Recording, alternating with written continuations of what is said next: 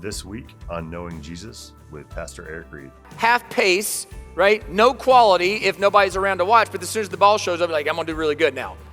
He says, no, your integrity is supposed to be such that when you work, you do it for the Lord.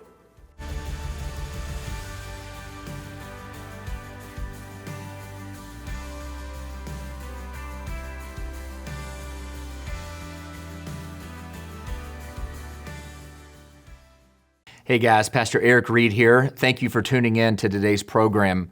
Today we're going to be looking at a message from Colossians 3:18 through 4:1, where Paul talks about how following Christ radically reorients our lives onto Him.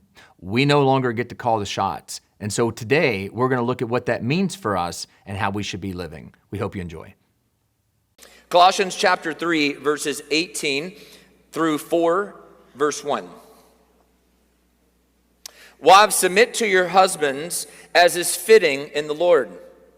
Husbands, love your wives and do not be harsh with them. Children, obey your parents in everything, for this pleases the Lord. Fathers, do not provoke your children, lest they become discouraged. Slaves, obey in everything those who are your earthly masters, not by way of eye service as people pleasers, but with sincerity of heart, fearing the Lord. Whatever you do, work heartily as for the Lord and not for men, knowing that from the Lord you will receive the inheritance as your reward. You are serving the Lord Christ. For the wrongdoer will be paid back for the wrong he has done, and there is no partiality. Masters, treat your slaves justly and fairly, knowing that you also have a master in heaven. This is the word of the Lord. Thanks be to God. You can be seated. One of the things that can be said about God is that He is a God of order. God is a God of order. 1 Corinthians 14:33 talks about God wanting order, not chaos. And if you look at the creation itself, everything about creation screams order. Order, design, purpose, intentionality. The universe is ordered meticulously.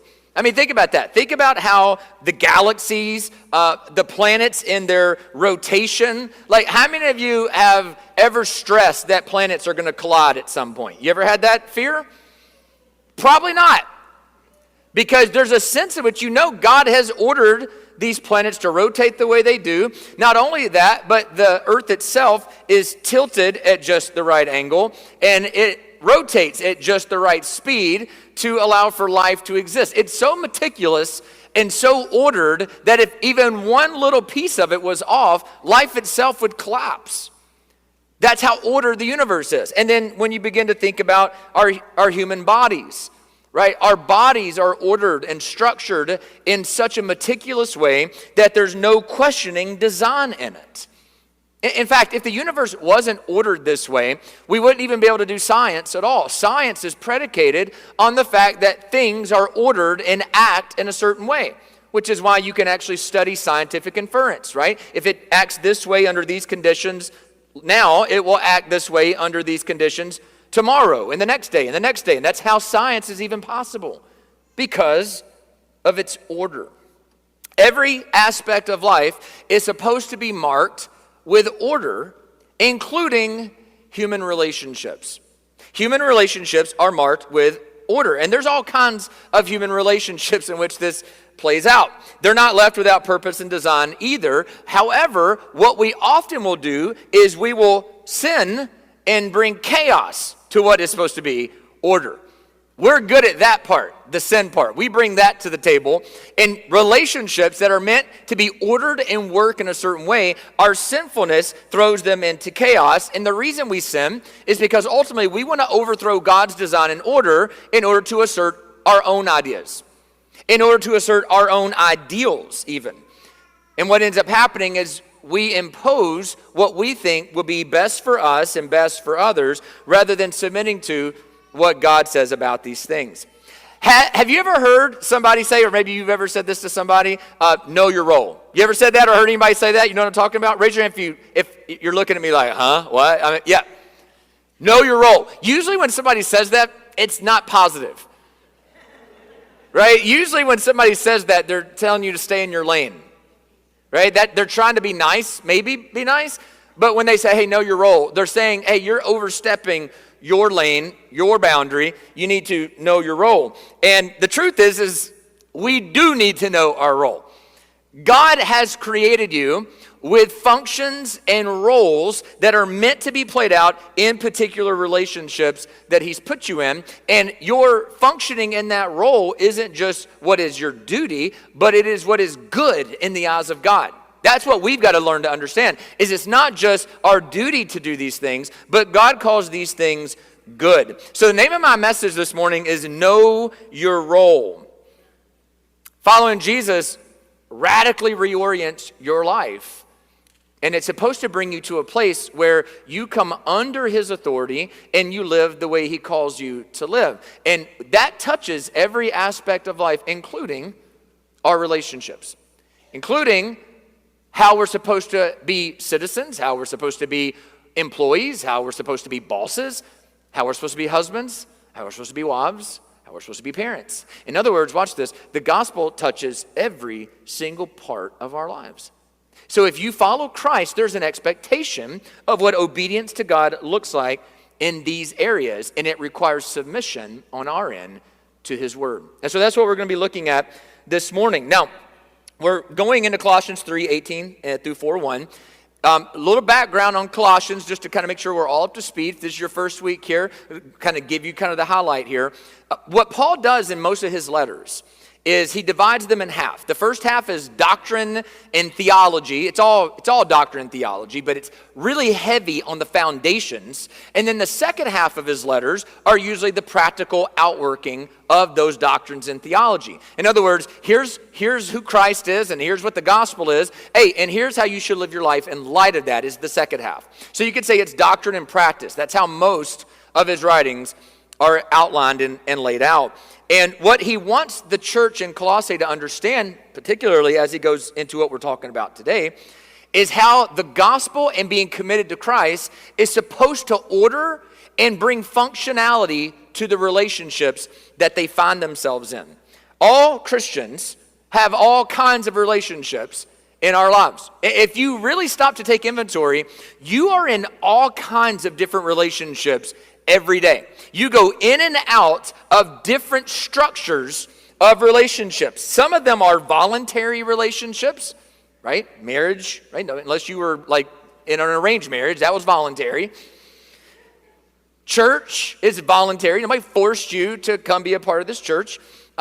Maybe the organization you're connected to or the friends that you have. These are voluntary relationships. And then there are involuntary relationships, who your parents are, who your boss is, right? You didn't get to choose your boss. Wouldn't that be something if you could be like, I want them to be my boss, right? That's not how it works. You are involuntarily under a boss, right? Somebody that you work with or work for. The government. Don't we wish we chose our government?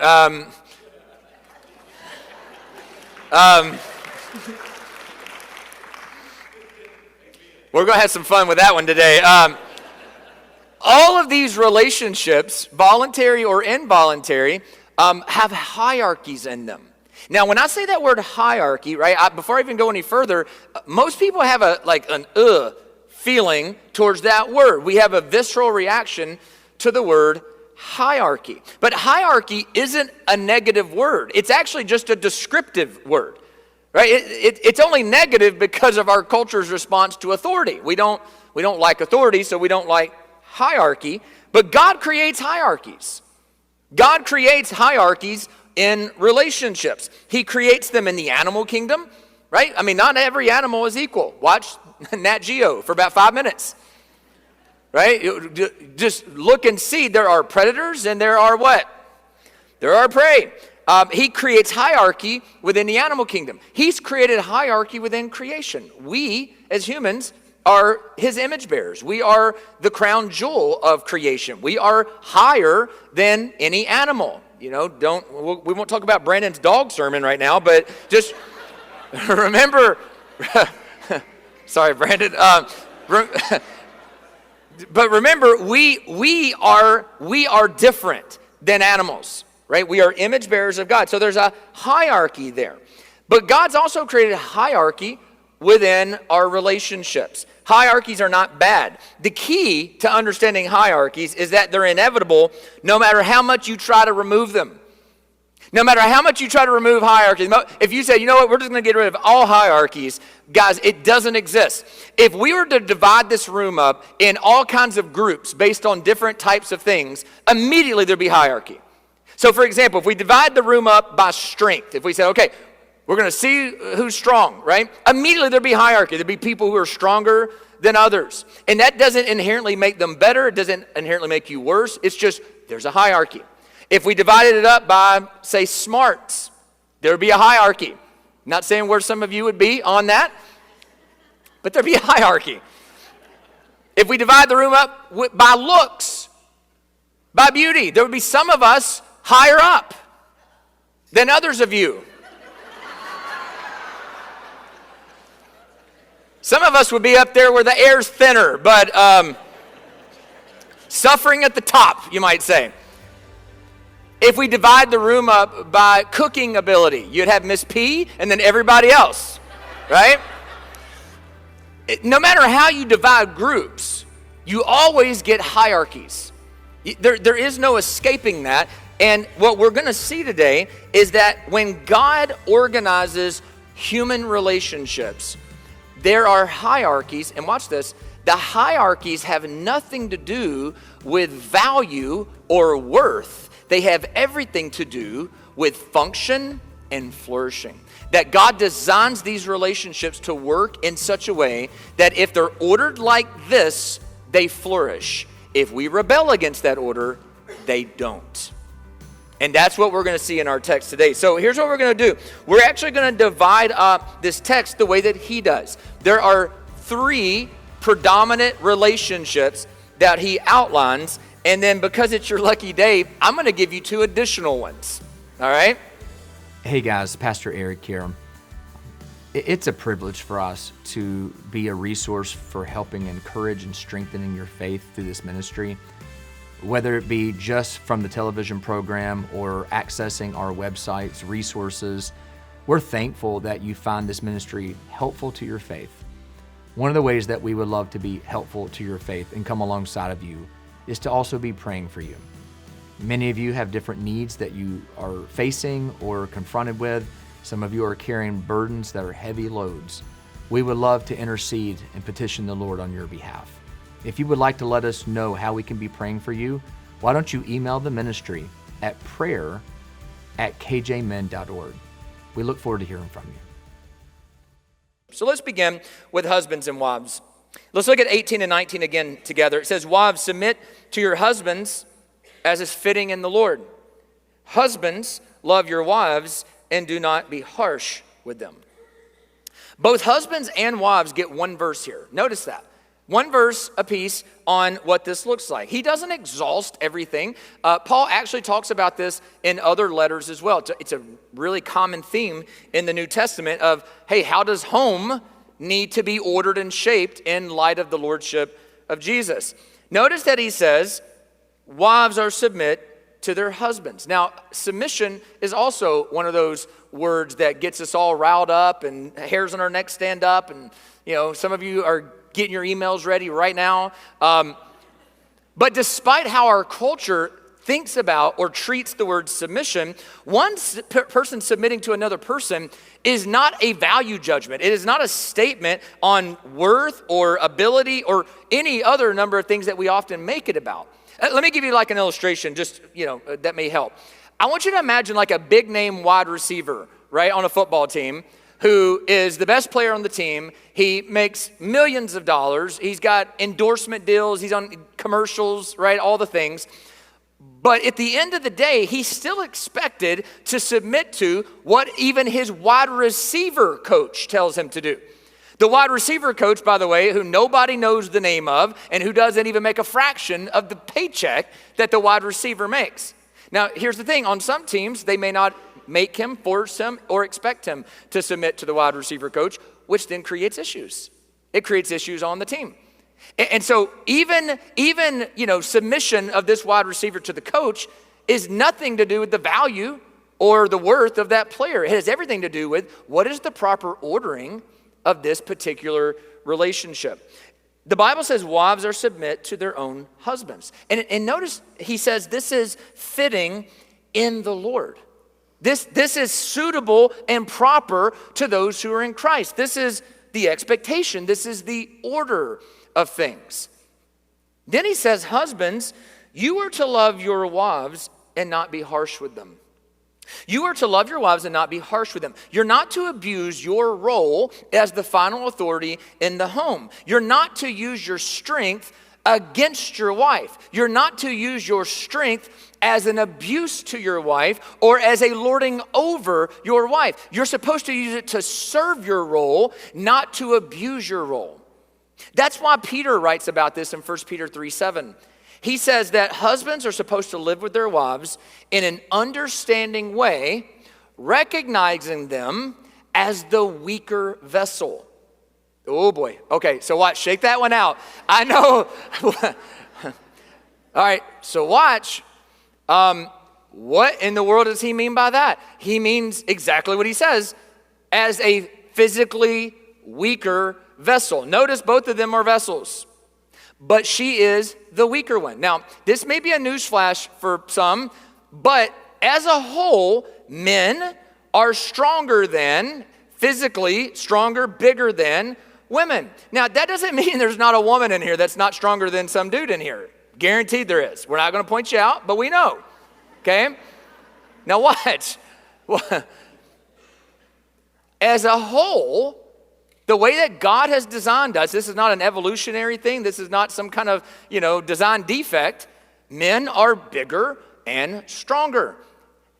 And the reason for that is because God designed men with a particular role to protect, to provide, and to care for their wives, which is why he says, men, do not be harsh with your wives. In 1 Peter, he says, live with her in an understanding way, not using your power as a way of being domineering, not using your strength as an abuse, but using your strength to fulfill your role, to serve, to protect, to walk with her, to lead her. Now watch this. This is what Peter goes on to say in 1 Peter 3:7. He says, live with her in an understanding way, recognizing she's the weaker vessel and a fellow heir of grace with you. Meaning, men, she's an equal to you. She's going to spend eternity forever with God, with you in Christ, which means you're to live with her in such a way that recognizes she's an heir with you, but you're stronger than her. So lead her well. And this is why he finishes by saying this, lest your prayers be hindered. Now there's not many places in the Bible that say that, guys. Lest your prayers be hindered. This is what God says. I will disrupt our relationship if you don't get this relationship right. If you don't get this relationship right, it will disrupt our relationship. Your communion with me will be disrupted if you don't get your communion with her right. Live with her in an understanding way. Or as Paul says, do not be harsh with her. Now watch, any negative reaction that you get to Colossians 3 or 1 Peter 3 is an evidence that we've been so discipled by the culture that it just stings our ears to hear that. Weaker vessel. What do you mean, weaker vessel? It's like, guys, this shouldn't require an argument, should it? Like, we understand, like, there's a reason why there's, like, women's tennis and men's tennis, right? There's a WNBA and an NBA for a reason. Because men are bigger and stronger. Here's the issue. You're supposed to use that strength to lead and serve her, to fulfill your God-given role, not to use it for your own gain or to be harsh. That's what the scriptures teach. That's how the proper ordering of the relationship is supposed to go. Now, ladies, listen when I say this. Notice it doesn't say women submit to men, right? You notice that it doesn't say that. Because it's not a general principle of Christianity that all women submit to all men. That's never taught. What's taught is wives submit to your husband. So that's where the submission, that's where the ordering happens. It happens at the marriage relationship. Does that mean that wives have nothing to add to the conversation or to help leading the direction of the home? I mean, that's a dumb question, right? Because it's like, I mean, you're a bozo husband if you don't find out what she thinks really quick. Right? I mean, we're supposed to be learning and you know, what do you think? Hey, what do you what do you see? How do we want to do this? But never mistake this, guys, and ladies too. God's ordering of this relationship is that he is going to hold the husband responsible for what happens in this family. You can deny all day long that you like it, but God's ordering of it is that he will be responsible. Men, you will be responsible, which is why when Adam and Eve sin against God, when Eve eats the fruit, passive Patty Adam is hanging around eating with her, not doing anything. Who does God go to in the garden? Who does he go to and say, what have you done? Who does he say it to? He says it to Adam. He says it to Adam. And Adam's like, this girl you brought here, man. It was like, she did it.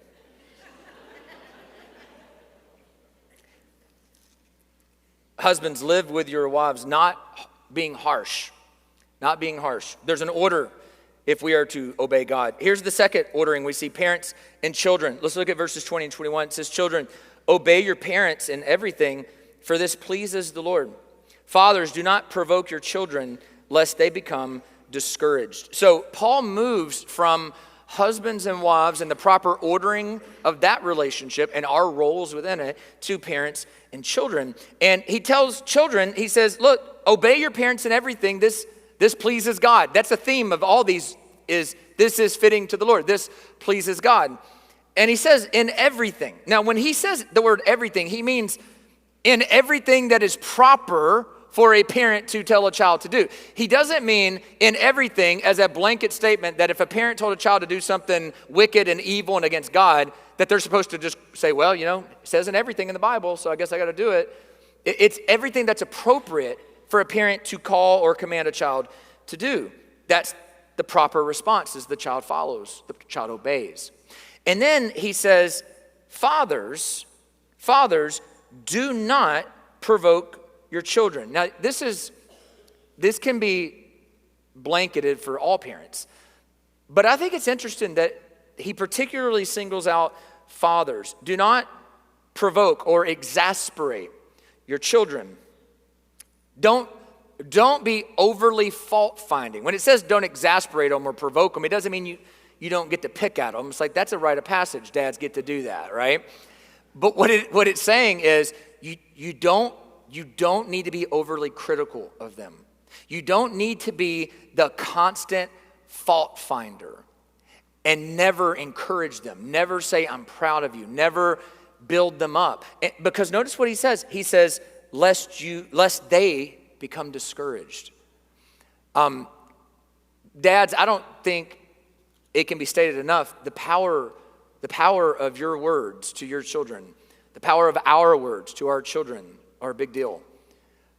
With our words, we can really prepare them for a lifetime, to build them up, for them to be secure and know who they are and to know that they're loved. And our words do that, but equally there's a power in our words to really do damage. And if all we do is constantly look for the fault and look for the flaw. And here's the thing, it can be really easy as a disciplinarian, as a father, to just look constantly for hey, stop doing that. Hey, why do you always do that? Hey, you need to quit saying that. Hey, listen to your mom. And if you're not careful, the only thing you ever do is correct them.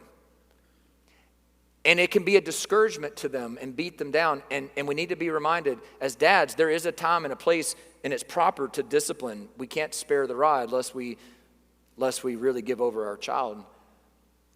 But we need to understand the power of our words. And we don't want to exasperate our children. We don't want to discourage them. No, the proper role there is to build up and to prepare. And some of that comes with discipline, but we've got to guard against overly correcting and fault finding as parents, as dads. Number 3, what you see in the next set of relationships is masters and servants. Masters and servants. Let's read this together. Beginning in verse 22, it says, slaves, obey in everything those who are your earthly masters, not by way of eye service as people pleasers, but with sincerity of heart, fearing the Lord. Whatever you do, work heartily as for the Lord and not for men, knowing that from the Lord you will receive the inheritance as your reward. You are serving the Lord Christ. For the wrongdoer will be paid back for the wrong he's done, and there is no partiality. Masters, treat your slaves justly and fairly, knowing that you also have a master in heaven. So when Paul begins addressing masters and servants, he's dealing with what was typically more of a household situation, where the master of a home would have servants in the home. And we've talked about this, I think, even just a few weeks ago. We shouldn't think about this as a master-slave situation like antebellum slavery was in the South in the United States. This is more of an indentured servant relationship, which is actually parallel more to a boss-employee relationship that we have today in our culture, right? If you're employed by someone, you have a boss. You're a servant. They're the master. You're supposed to listen to what they say. So watch this. What's fascinating is that God even cares about how we conduct ourselves in those environments. Servants, you're to obey your masters in everything. This is like with children, right? So long as this is not sin you're being asked to commit. Obey them. They are not to do it begrudgingly. You're not to be a good employee only when the boss is looking at you, right? He says don't do this as eye service or as people pleasers, meaning you work kind of like half pace, right? No quality if nobody's around to watch, but as soon as the boss shows up, like, I'm going to do really good now. He says, no, your integrity is supposed to be such that when you work, you do it for the Lord. Hey guys, thanks for watching the program today. I hope it's challenging for you to think about once you enter the kingdom of God, you have to know your role and what God expects and requires of you. Join us next week as we continue in this idea and this message to look even more specifically at what particular roles does God have for each of us. We hope to see you then. Hey guys, thanks for tuning in and being a part of the ministry. Listen, everything we do at this ministry is provided for by the financial, generous giving of donors like you. If you're not a donor, we would love for you to be one. You make possible our respite weekends for families who have lost children. You make possible our website resources like daily devotions, articles, theology videos, even our TV broadcast.